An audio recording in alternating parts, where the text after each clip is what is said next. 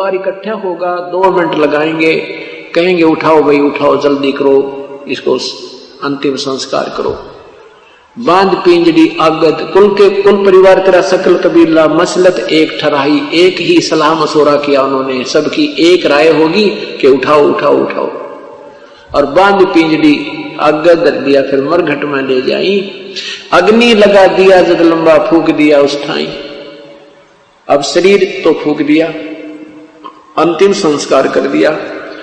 अब क्या होता है, ये नादान साधना बताने वाले ये नीम हकीम गुरुओं ने कैसा जुल्म कर रखा है। कहते हैं वेद बांध फिर वो पंडित आए, पीछे गरुड़ पढ़ाई, ये गरुड़ पुराण लेकर के, और गुरुजी आते हैं, वो कहते हैं भाई 7 दिन गरुड़ पुराण की कथा करनी पड़ेगी तुम्हारे घर पे। परमात्मा कहते हैं कि देखो गरुड़ पुराण अब पाठ करने से कोई लाभ नहीं है।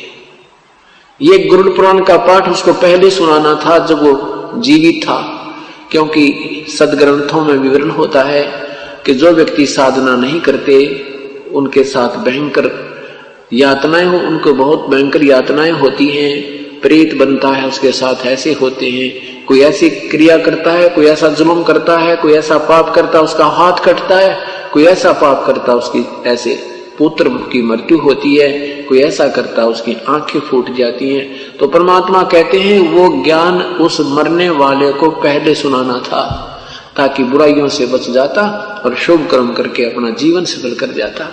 अब वो गधा बनने को तैयार है और पीछे उसकी गरुड़ पुराण की कथा गुरुदेव करने को तैयार है। इस तरह की ड्रामेबाजी ने, इस तरह के नीम हकीमों ने ये भक्ति का विनाश कर डाला और मनुष्य जीवन को इन्होंने बर्बाद करवा दिया। परमात्मा कहते हैं कि नरसेती तू पसवा कीजे गद्दा बैल बनाई, ये 56 भोग काम अनुभव रे कि कुर्डी चलने जाए। और फिर क्या बताते हैं कि ये साधना शास्त्र विरुद्ध होने से फिर तुम प्रेत बन गए, प्रेत शिला पर जा विराजे।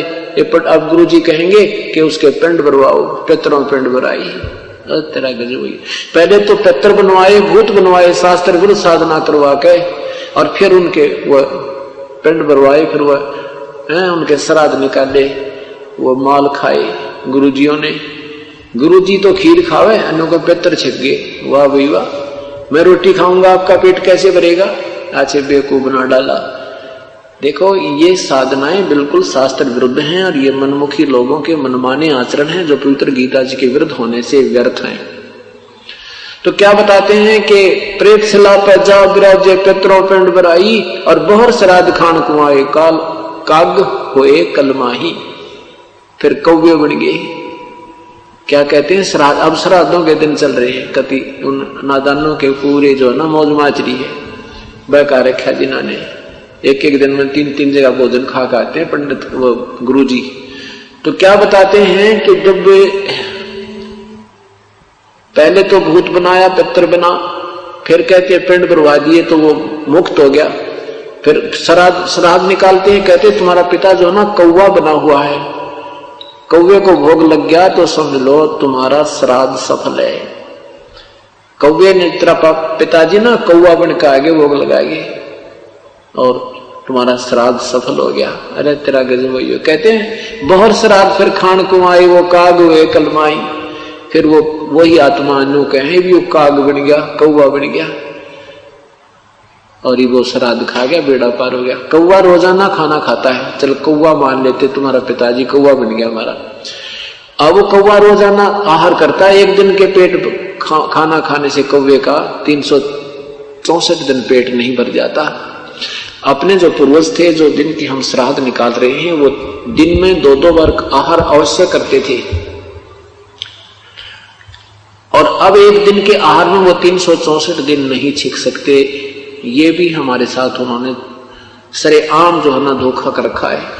तो अब ये भगत समाज सियाना होगा, तत्व ज्ञान से परिचित होगा, तो नादान संतों से पीछा छूटेगा और ये जीवन बहुत आसानी से सफल हो जाएगा। इसमें कोई साधना कठिन नहीं है, सीधा सा एक मंत्र जाप करना है, या मजदूरी करनी है, या नाम की कमाई करनी है। इस कमाई के धन से हम परमात्मा के लोक में जा सकते हैं और कोई विकल्प नहीं है। अन्य जो साधनाएं हठियो करना, ये सिद्धि से दिया जाना, ये तो यही की प्रभुता है।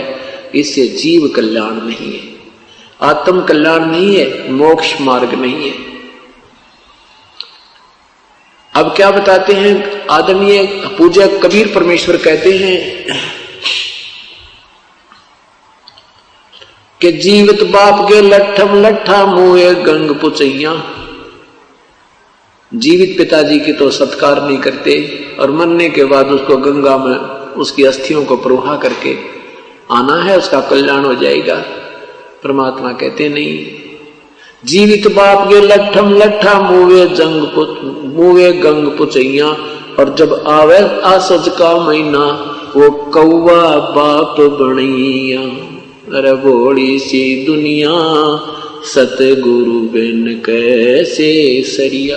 यानी पूर्ण संत के बिना, तत्व ज्ञान के बिना कैसे बात बनेगी। इन नादानों ने कैसा मूर्ख बना रखा है।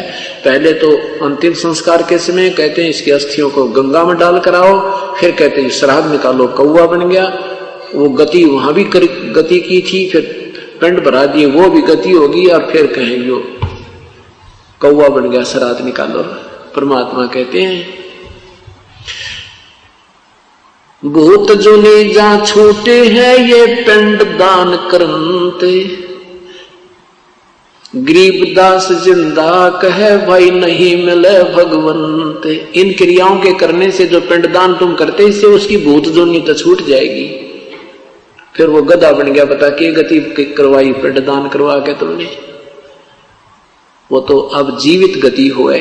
अब गति करनी हमने अपने आप करवा के जानी है। अपना यहीं पर भक्ति साधना कर लो, यही आपके श्राद्ध निकलन लग रहे। 7 दिन श्राद्ध होंगे यहाँ पे। जो आत्मा यहाँ आएगी उसका कल्याण हो जाएगा और तत्व ज्ञान होगा, मोक्ष मार्ग प्राप्त होगा। यहाँ उसकी भक्ति साधना मिलेगी, उसको कमाई बनेगी। कई प्रकार से कमाई होती है साधना से, जैसे संत के दर्शन से भी पुण्य होते हैं। सत्संग की तरफ चलते हैं, एक कदम का भी बहुत पुण्य है। यहाँ करिए अमर कथा सुनते हैं, इसका भी पुण्य होता है। फिर यहाँ सेवा करते हैं, कोई दान करते हैं, ये सब पुण्य हमने संग्रह करके और यहाँ से सतलोक जाने की तैयारी करनी है। यही हमारा मूल उद्देश्य है सत्संग में आने का।